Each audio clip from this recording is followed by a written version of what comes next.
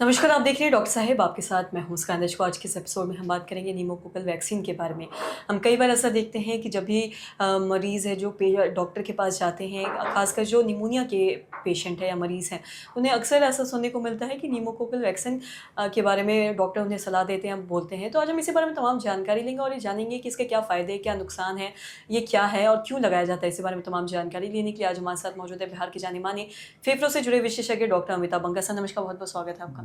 Sir, मैं आपसे जानना चाहूँगी कि अगर हम बात करें निमोकोकल वैक्सीन के बारे में, तो ये कितना फ़ायदेमंद है? क्यों इसको लगाया जाता है? क्या इसका फ़ायदे नुकसान है? इस बारे में थोड़ा विस्तार से बताएँ। मुस्कान, बहुत अच्छा सवाल पूछा आपने। जो निमोकोकल वैक्सीन है वो बेसिकली एक बैक्टीरिया होता है स्ट्रेप्टोकोकस निमोनी। उसके 100 करीब 90-100 के करीब वेरिएंट होते हैं। तो उनमें जो सबसे कॉमन जो वेरिएंट्स होते हैं जो सबसे ज़्यादा बीमारी कॉज करते हैं इंसानों के अंदर, उसके बचाव के लिए ये वैक्सीन बनाई गई है। क्यों क्यों बनाई गई है? क्योंकि स्ट्रेप्टोकोकस निमोनी जो है वो सबसे कॉमन कारण है किसी को भी कम्युनिटी एक्वायर्ड निमोनिया का। कम्युनिटी एक्वायर्ड निमोनिया मतलब जो आपके घर के आसपास जिनको निमोनिया होता है उसका सबसे कॉमन कारण है। और जब community acquired pneumonia, Streptococcus pneumonia का इन्फेक्शन होता है, ये अगर प्रॉपर्ली ट्रीट नहीं होता है या जिनमें इम्यूनिटी कम होती है उनमें ये क्या होता है, पूरे शरीर में फैलता है और पेरिकार्डाइटिस, मेनिंजाइटिस और बहुत सारे कॉम्प्लिकेशन क्रिएट करता है, जिससे ये बहुत ज़्यादा जानलेवा हो जाती है।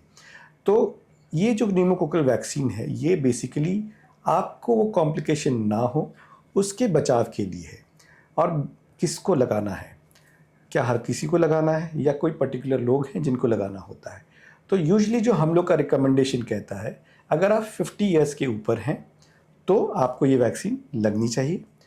अगर आप 19 और 50 साल के बीच में हैं तो कुछ पर्टिकुलर कंडीशंस होते हैं, जैसे सीकेडी है, सीएलडी है, मतलब क्रॉनिक किडनी डिजीज़ है, क्रॉनिक लिवर डिजीज़ है, आपको कोई मेलिग्नेंसी है, आपका स्प्लीन निकला हुआ है, तो और सीओपीडी है, बहुत सारे कंडीशन हैं जिसमें हम लोग कहते हैं कि ये ज़रूर लगाना चाहिए। अब बात हो गई कि लगाना चाहिए तो क्या लगाना चाहिए। अभी कुछ समय पहले तक हमारे यहाँ 2 वैक्सीन अवेलेबल थे, प्रिविनार 13 और निमोवैक्स 23। दोनों को ही हमें लगाना पड़ता था। पर अब पिछले 1 महीने के अंदर हमारे पास एक नया वैक्सीन आ गया है जो प्रिविनार 20 है। ये एक कंजुगेट वैक्सीन है जो लाइफ में सिर्फ एक बार ही लगाना पड़ता है। अगर आपने एक बार इसको लगा लिया तो दोबारा लाइफ में इसको कभी नहीं लगाना पड़ता है, और ये एक सिंगल शॉट वैक्सीन है। तो ये आप अपने नज़दीकी जो भी आपके घर में बुजुर्ग हैं या जो भी क्रॉनिक बीमारियों से ग्रसित हैं, आप उनको कह सकते हैं कि ये वैक्सीन ज़रूर से लगवाएं।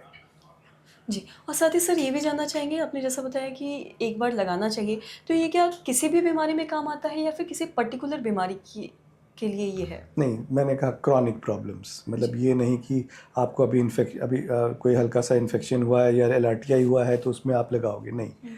अगर आपको क्रॉनिक डिजीज़ेज़ है, क्रॉनिक डिजीज़ मतलब किडनी की डिजीज़ है, आपका किडनी ख़राब है, लिवर ख़राब है, आपको डायबिटीज़ है, आपको कोई मैलिग्नेंसी है, आपका स्प्लीन निकला हुआ है, आपको सीओपीडी है, तो ऐसे बीमारियों में हम लोग ज़रूर रिकमेंड करते हैं कि निमोकोकल वैक्सीन लगाना चाहिए। जी। सर, बहुत-बहुत शुक्रिया तमाम जानकारी देने के लिए। तो आशा करते हैं दर्शकों की जो तमाम जानकारी है आपको लाभदायक रही। तो आज के इस वीडियो में इतना ही। अगर आपने तो मेरे चैनल को सब्सक्राइब नहीं किया तो तुरंत कर लिए, साथ ही हमारे फेसबुक पेज को लाइक करें। वीडियो देखने के लिए आपका धन्यवाद।